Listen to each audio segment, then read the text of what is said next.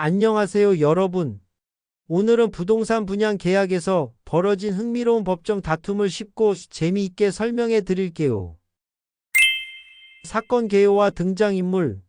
이번 사건의 주인공은 두 회사입니다. 서울에 있는 주식회사 A는 부동산 분양 대행업을, 안산에 있는 주식회사 B는 부동산 분양업을 하는 회사예요.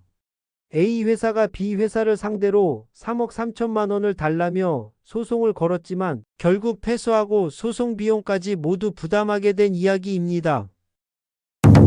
사건의 배경. 2020년 11월경 두 회사는 김포시에 있는 IG식산업센터 분양 업무를 A 회사가 대행하기로 계약을 맺었어요. 여기서 중요한 건 특별한 인센티브 조항이 있었다는 점입니다. 인센티브 조건은 이렇습니다. 잔여 호실 중 50% 이상 분양 완료하면 1억 원, 70% 이상 분양 완료하면 또 1억 원, 100% 분양 완료하면 2억 원을 주기로 한 거죠.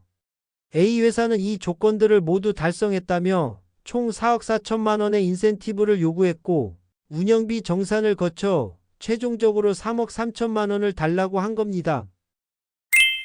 첫 번째 쟁점, 분양 완료 시가 정확히 언제일까? 가장 큰 다툼은 분양 완료 시라는 말의 의미였어요. A 회사는 우리가 수분양자와 계약서에 도장만 찍으면 분양 완료라고 주장했습니다. 반면 B 회사는 아니야. 분양 대금을 모두 받고 소유권 이전 등기까지 해줘야 진짜 분양 완료라고 맞섰어요. 법원은 B 회사의 손을 들어줬습니다. 그 이유를 살펴보면 첫째, 일반적으로 부동산 매매는 등기까지 마쳐야 완료되는 거예요. 둘째, 계약서를 보니 A 회사의 업무에 분양계약자 관리와 분양대금 납부 동료가 포함되어 있었고 계약 기간도 분양 완료 시까지로 되어 있었거든요.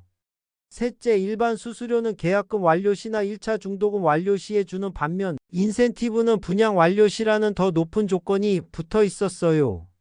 결국 법원은 분양 완료 시를 수분양자로부터 분양 대금을 완납받고 소유권 이전 등기까지 경료한 때로 해석했습니다. 이 기준으로 보면 A 회사가 계약을 체결한 152개 호실 중 실제로 분양이 완료된 곳은 98개 호실 뿐이었어요. 두 번째 쟁점, 잔여 호실의 기준은 언제일까? 다음 문제는 잔여 호실이 정확히 몇 개인지 언제를 기준으로 할지였어요. A 회사는 자신들이 분양 상황판을 받아 실제 업무를 시작한 2020년 12월 11일을 기준으로 152개 호실이라고 주장했습니다.